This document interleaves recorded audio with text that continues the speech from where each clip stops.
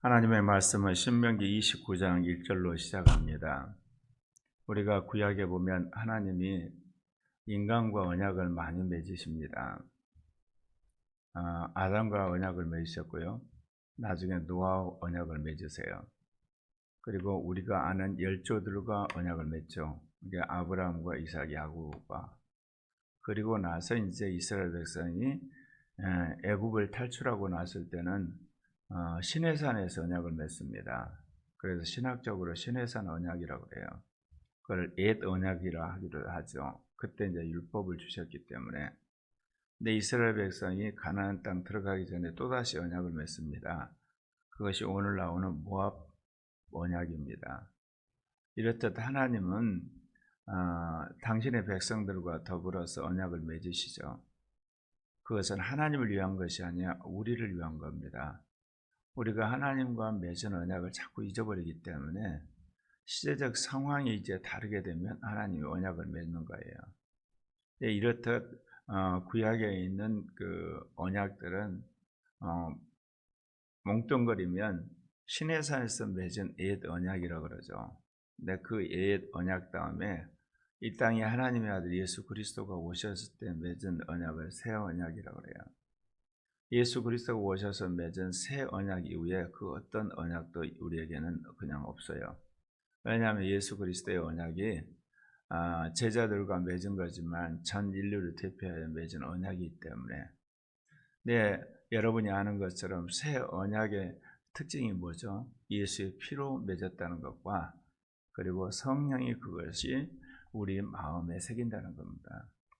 그래서 예수의 피로 언약을 맺음으로 우리가 예수 그리스도의 몸이요 예수 그리스도의 피를 먹는 예수의 지체가 됐을 뿐만 아니라 이제는 성령이 우리 안에 법을 새기는 새 언약이라는 겁니다.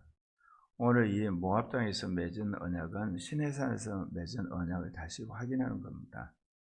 출애굽한 세대와 가나안 들어간 세대가 다르기 때문에 호렙에서 이스라엘 자손과 세우신 언약 외에 여호와께서 모세에게 명령하여 모압 땅에 그들과 세운 언약의 말씀이니라. 그러니까 호렙산 시내산에서 맺은 언약이 있는데 그거 외에 다시금 주님이 이 모압 땅에서 새로운 세대와 언약을 맺었다 그 말씀입니다. 이렇게 언약을 맺음으로 이스라엘 백성과 하나님의 관계를 되새기게 하시는 거예요. 우리가 오늘 말하는 그 왕정 시대가 아니고 공화국 시대가 열린 이유 중에 하나가 계약 사상이 있습니다. 인민들이 서로 계약을 맺어서 어떻게 나라를 세울 것인가. 그래서 투표를 통해서 선거를 통해서 우리를 통치할 지도자를 뽑는 것. 그래서 입법, 사법, 행정 이게 언약 사상에서 나온 제도이기도 합니다. 모세가 온 이스라엘을 소집하고 그들에게 이르되 여호와께서 애굽 땅에서 너희 목전에 바로와 그의 모든 신하와 그의 온 땅에 행하신 모든 일을 너희가 보았나니 지금 모세가 40년 만에 모압 땅에서 이 모압 언약을 맺는데 지금 그 근거를 어디에 두느냐? 이스라엘 백성이 애굽을 탈출할 때 하나님의 행하심으로 그들을 해방한 사건에 증거를 두고 있습니다. 그러니까 호렙산 언약도 마찬가지고 이 모압 언약도 그 출발이 이스라엘의 출애굽에 있어요. 신약 시대를 사는 우리들에게서 모든 언약의 출발은 예수의 십자가의 죽음과 부활이에요. 예수님 피로 맺으신 새 언약, 거기에 모든 그리스도인들이 시간과 장소를 초월해서 그것으로부터 우리의 구원을 고백을 하지 않습니까? 그 고백은 우리에게 성령이 오시는 거기고, 이스라엘 백성은 항상 언약을 이야기하거나 또는 자기의 정체성을 이야기할 때 하나님이 우리 조상들을 애굽에서 끄집어내셨다. 거기서 시작돼요. 그게 이스라엘의 복음의 고백이라고 할 수가 있죠. 곧 그 큰 시험과 이적과 큰 기사를 내 눈으로 보았느니라. 그러니까 이스라엘 백성이 먼저는 바로 왕에서 엄청난 고통을 겪잖아요. 근데 하나님이 이적을 행해서 바로 왕을 항복을 시키고 그리고 그들을 끄집어내서 홍해바다를 건너는 그리고 만나 메추라기를 먹는 그런 큰 이사들을 그들이 직접 눈으로 보았다는 겁니다. 그러나 하나님께서 깨닫는 마음과 보는 눈과 듣는 귀는 오늘까지 여호와께서 너에게 주지 아니하셨다. 어떻게 보면 여러분이 깜짝 놀랄 일 있잖아요. 여기 보면 하나님께서 이스라엘 백성에게 깨닫는 마음과 보는 눈들, 듣는 귀를 주지 않으셨다. 그들이 완악했기 때문에 하나님께서 이 깨닫는 마음과 그리고 보는 눈, 듣는 귀를 주지 않으셨어요. 그러니까 그들이 분명히 알기도 하고 보기도 하고 듣기도 했는데 하나님의 말씀을 정말 깨닫고 또 그거를 목도하고 그거를 자기 것으로 해서 하나님의 신실한 백성이 되지 못했던 걸 지금 암시하고 있습니다. 그 이유가 여기 나옵니다. 주께서 40년 동안 너희를 광야에서 인도하셨거니와 너희 몸에 옷이 낡아지지 아니하였고 너희 발에 신발이 헤어지지 아니하였으며 그러면서 너희에게 떡도 먹지 못하며 포도 독주를 마시지 못하게 하였으면 주님께서 40년 동안 그들을 이끌어내면서 입을 옷을 주고 또 발이 헤어지지 않고 또 옷이 낡아지지 않게 했지만 떡을 먹는 거나 포도주나 독주를 마시지 못하게 한 이유가 있다는 겁니다. 그것은 주 너희 하나님을 알게 하기 위해서 연단했다고 이야기해요. 애굽에 있을 때 그들이 노예살이 할 때는 그 주인들이 주는 그런 음식이나 부추나 파나 고기를 먹으면서 노예살이를 했잖아요. 적극거리는 가나안 땅에 이스라엘 백성을 데리고 가겠다고 주님 말씀하셔서 그 길을 끄집어내셨는데 40년 생활은 풍족한 삶이 아니었어요. 그래서 옷은 주시고 헤어지지 않도록 주님께서 역산을 하셨는데 늘 그들이 먹는 음식이나 물이나 이런 것들이 부족했잖아요. 그렇게 하신 목적을 여기서 명확히 이야기해요.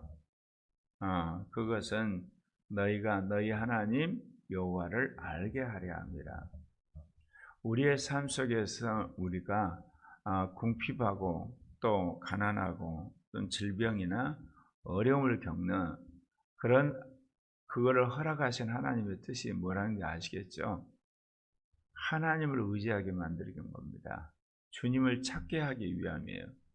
그러니까 우리가 신앙생활을 하는 데 있어서 나에게 닥친 어려움, 고통 또는 내 불행한 것 같이 느껴지는 그 모든 것은 회개하고 하나님을 찾도록 하는 것 또는 결단하고 하나님을 찾게 하는 것 그리고 나의 부족한 걸 채우기 위해서라도 하나님을 찾게 하기 위한 하나님의 배려예요. 근데 이제 우리는 그렇게 생각 않고 하나님을 원망하거나 하나님을 향해서 삿대질하고 심지어 하나님을 떠나버리기까지 하죠. 이거는 정말 스스로 멸망을 자초하는 겁니다. 반대로 하나님 우리를 축복하시잖아요. 잘되게 하고 형통하게 하는 거. 그건 하나님이 살아계셔서 이렇게 역사를 하시는구나. 그러면 내가 더욱더 하나님을 섬기고 하나님의 역사하심을 증거하는 증인의 삶을 살아야 되겠다.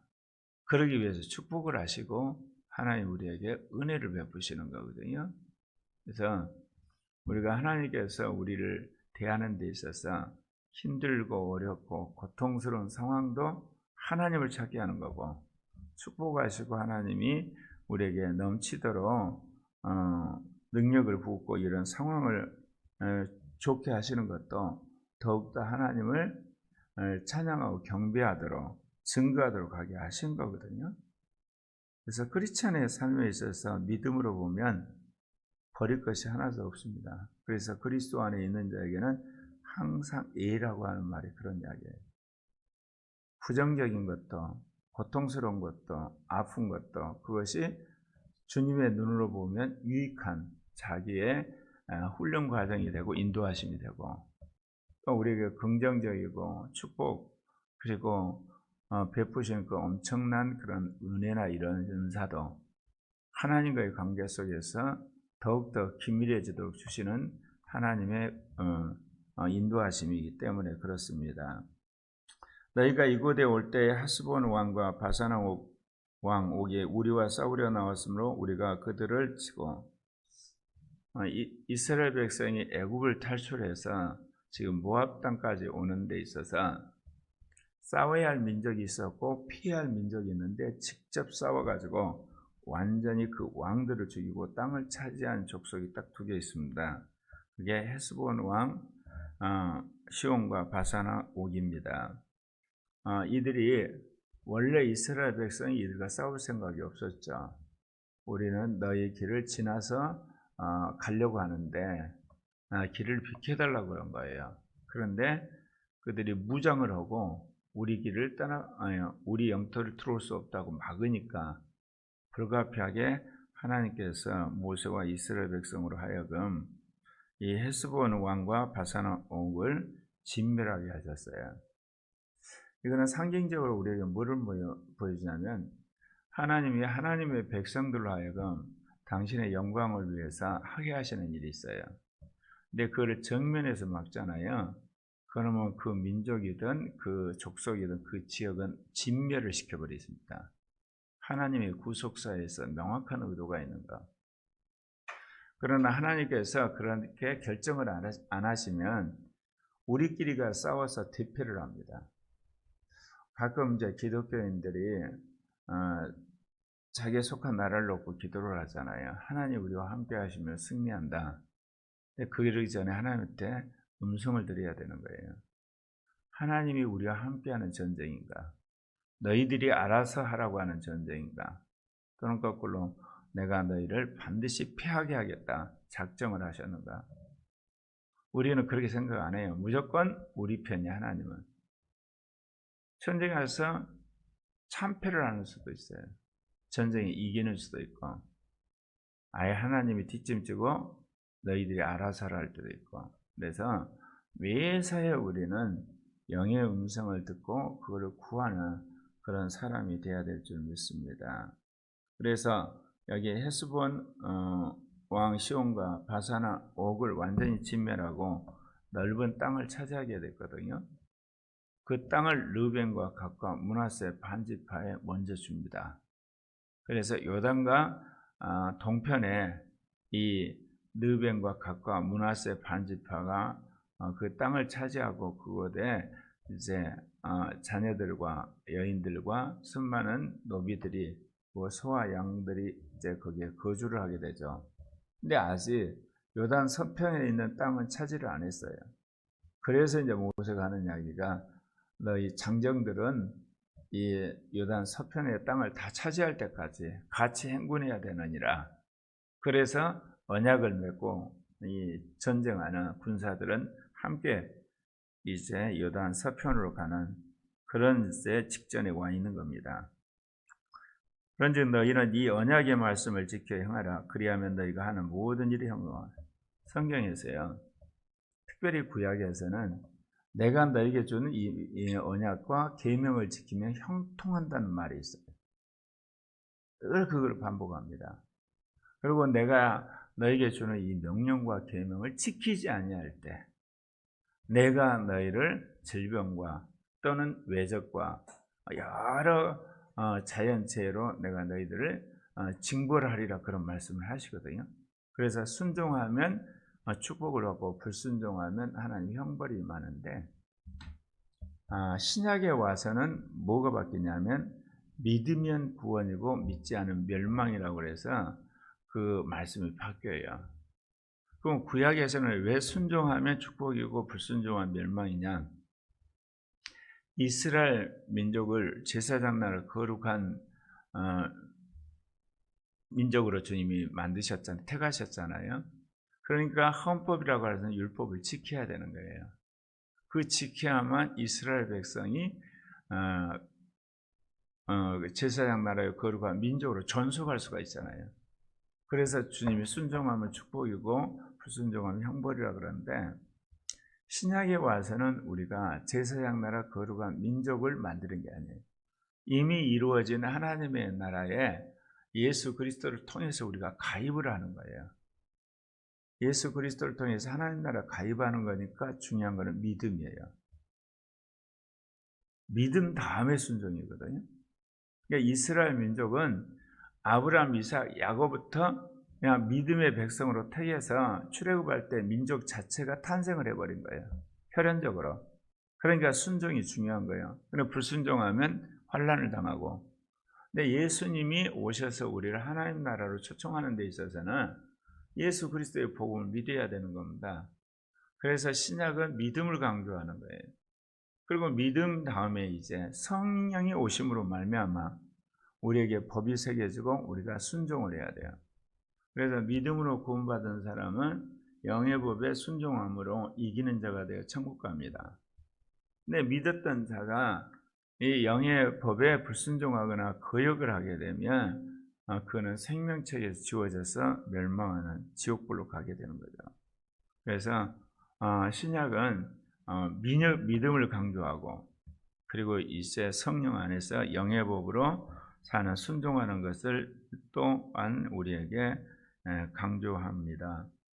오늘 너희 곧 너희의 수령과 너희 지파와 너희의 장로들과 너희의 지도자와 이스라엘 모든 남자와 너희의 유아들과 너희 아내와 및 너희 진중에 있는 객과 너를 위하여 나무를 패는 자로부터 물 깃는 자까지 여기 나와 있죠. 하나님께서 모압 언약을 세울 때는요, 모든 자와 언약을 세웠어요. 근데 시내산 언약을 여러분 보시면 알겠지만 애굽을 탈출한 이스라엘 백성과 언약을 맺으세요. 12지파와. 그럼 왜 이렇게 언약을 맺는 대상이 다르냐? 제사장 나라 거루한 민족을 이루기 위한 게 시내산 언약이고 모압 언약은 가나안 땅에 들어가서 하나님 말씀대로 살게 하기 위한 언약이에요. 그러니까 가나안 땅에 들어가는 모든 사람과 언약을 맺어야 되죠. 여기 보면 수령, 지파, 장로, 지도자, 모든 남자, 유아들, 아내들, 진중에 있는 객, 또 나무 패는 자, 물 깃는 자. 이게 적각거리는 가나안 땅에 들어가 사는 모든 사람하고 언약을 맺은 거예요. 예컨대 우리가 이 땅에 살면서 천국의 언약은 예수를 믿는 사람들, 교회에 나오는 믿음의 사람들과 맺지만 이 땅에 하나님 주신 축복은 한반도에 살고 있는 모든 사람에게 하나님 주세요. 교회를 통해서 이방 민족도 복을 받는 거거든요. 그래서 천국 가는 거, 거듭나게 하는 거, 그것은 믿는 사람, 복음의 사람들만 받지만 하나님 이 땅에 주신 복은 교회가 순종할 때 함께 복을 받게 되는 겁니다. 내 하나님 여호와의 언약에 참여하며 또 내 하나님 여호와께서 오늘 내게 하시는 맹세에 참여하여 여호와께서 내게 말씀하신 대로, 그러니까 언약에 참여하고 맹세에 참여하는 것, 그런 사람들은 여호와께서 하신 말씀대로 순종을 해야 되는 겁니다. 그런데 이 언약도 거슬러 올라가면 아브라함, 이삭, 야곱에게 맹세하신 대로 그것이 이루어지고 있다는 것을 말씀하세요. 오늘 모압 언약에서 출발을 뭐로 했습니까? 하나님께서 이스라엘 백성을 애굽을 탈출시킨 것을 이야기를 하잖아요. 마지막에는 더 거슬러 올라가서 아브라함, 이삭, 야곱과 맺은 맹세, 그것을 상기시키고 있는 거예요. 그래서 구약성경을 자꾸 읽다 보면 아브라함, 이삭, 야곱과 언약을 맺으신 하나님, 우리를 애굽에서 해방시키신 하나님, 나중에 이제 바벨론 포로 이후에는 바벨론에서 우리를 돌아오게 하신 하나님, 특별히 이 세 가지 사건을 강조를 해요. 이게 이스라엘 역사에서 아주 중요한 하나의 역사적 기억의 거점들이에요. 그러면 신약을 사는 그리스도인들이 가장 중요하게 여기는 고백이 뭐나요? 하나님께서 우리를 사랑하셔서 하나님의 아들 예수를 이 땅에 보내셨다. 성육신. 그 예수는 우리를 위해 십자가에 죽고 부활하셨다. 십자가 부활. 근데 그분을 믿는 우리에게 성령을 주셨다. 성령 받은 사건. 이거거든요. 그래서 내가 이제 거듭나게 되고 내가 하나님 자녀가 되었다. 그러면서 마지막 우리가 고백하는 건 주님은 다시 오셔서 이 땅에 천년왕국을 이루고 우리는 영원히 하나님 백성으로 살게 부활해 살 것이다. 이제 이거를 고백하는 것이 신약의 성도들의 고백의 내용이에요. 여기서 말씀드리는 이스라엘 백성은 우리는 아브라함과 이삭과 야곱과 맺은 하나님의 언약에 따라서 택한 백성이고, 출애굽을 해서 우리는 이렇게 적과 끓은 가나안 땅에 나라를 이루고 살게 되었고, 바벨론 폴에서는 주님 우리를 긍휼히 여기셔서 다시금 바벨론에서 우리를 끄집어내셨고, 이제 우리에게 약속하신 메시아가 오실 것이다. 이게 이제 이스라엘의 백성들의 그 예수님 오시기 전의 고백이죠. 오늘 너를 세워 자기 백성을 삼으시고 그는 친히 내 하나님이 되시려 함이라. 언약을 맺은 목적이 명확히 나와 있어요. 뭐가 뭐냐? 그건 다른 게 아니라 아브라함, 이삭, 야곱과 명령한 그대로 너희를 자기 백성 삼고 그리고 친히 여호와가 내 하나님 되기 위한 거다. 그러니까 백성과 하나님이 되는 관계예요. 하나님이 너희 하나님이야. 이방인의 하나님이하고 너희 하나님이다. 너희는 내 백성이야. 이걸 확인하는 겁니다. 성령이 우리 안에 오신 이유가 뭐겠습니까? 예수 그리스도를 통해서 하나님이 우리의 아버지가 되신 거예요. 그리고 우리는 그의 백성이 됐어요. 성령을 통해서 우리가 새 언약을 맺으면 이제 하나님 백성답게 살아야 돼요. 제가 그동안은 여러분들의 성경 공부를 하거나 설교를 하거나 상담을 할 때 무려 28년 동안 저의 주요 관심사는 삼위일체 하나님이 누구시고 영혼 몸의 인간을 어떻게 세우고 그리고 예수 그리스도를 믿음으로 구원받는다는 것, 이기는 자가 되면 천국 간다는 것, 그리고 천사가 인을 치는 14만 4천에 속아야만 첫째 부활한다는 것을 줄기차게 가르치고 훈련시켰거든요. 그런 우리가 되려면 우리는 성령 세례를 받고 거듭나고 영의 법에 따라 살고 오죽은 오신생을 하고 새 피조물의 7 통로의 끝에서 신령한 자가 되는 것, 계속해서 거기에 초점을 두고 이날까지 설교하고 여러분을 가르쳤어요. 네, 2주 전에 이제 주님 어떻게 해야 되죠? 그럴 때 주님이 하나님 나라의 백성을 훈련해야 되느니라 그렇게 말씀하시더라고요.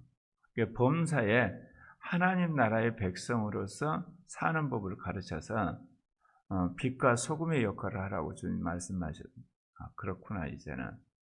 그러니까 일상적인 생활 속에서, 가정생활에서, 직장생활에서, 또 국가생활, 모든 생활 속에서 하나님 나라의 백성으로 사는 법을 훈련시켜서 우리 아버지께 영광을 돌리고 예수의 복음을 전하고 성령 안에 사는 그런 하나님의 빛과 소금의 역할을 하는 백성을 만드는 거구나.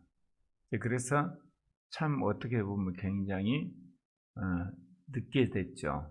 그 이유가 있어요. 어떻게 해서 우리가 태어나게 되고 예수를 믿게 되고 그리고 어떤 과정을 거쳐서 우리가 이기는 자가고 첫째 부에 들어가는가, 이것이 제2 종교계의 중요한 신학적 테마거든요. 영성의 근간이 되기도 하고 또 우리가 전해야 할 메시지니까 거기에 필요한 모든 신학이나 영성이나 은사나 전략이나 이런 것들을 훈련시키셨는데 이제는 너희가 하나님의 백성으로 이제 살아야 된다. 그래서 하나님 백성에 대한 훈련, 그 말씀을 받고 나서는 이제는 주님이 제3의 교회 또는 하나님 나라 백성으로서 어떻게 사는가를 훈련해야 되겠구나. 본격적으로. 그래서 아마 실천적인 부분, 생활의 부분, 그 다음에 증인의 부분들을 주님이 말씀하실 것 같습니다. 네, 기도하십시다.